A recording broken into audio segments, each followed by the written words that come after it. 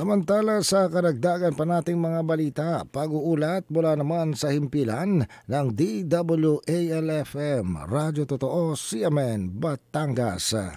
CNN Live Nationwide. Renz Belda, magandang araw sa iyo. Magandang umaga Ariel, magandang umaga Pilipinas. Muling pinatatatag ng pamahalang palalawigan ng Batangas sa pamamagitan ng Provincial Disaster Risk Reduction and Management Office o PDRRMO ang kaalaman, kapasidad at kahandaan ng lokal na pamahalaan pagdating sa sakuna at kalamidad sa tulong ng isinagawang Climate and Disaster Risk Assessment o CDRA training.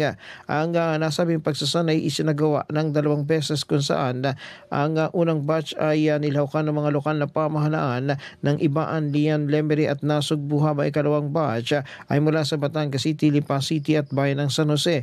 Lain ng pagsasanay na maipabatid sa mga partisipante ang tungkol sa mga paksa ng climate and hazard data, developing exposure database at risk maps, pagtukoy sa priority areas para sa intervention at kalaman na may ugnay sa CDRA results na inaasahang makakatulong sa pagbuo ng mga matatag na plano.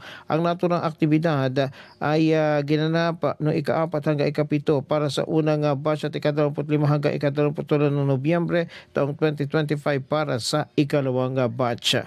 Mula sa DWALFM 95.9, ito si Renz Belda ng CMN Batangas, nag-uulat live para sa CMN Pilipinas.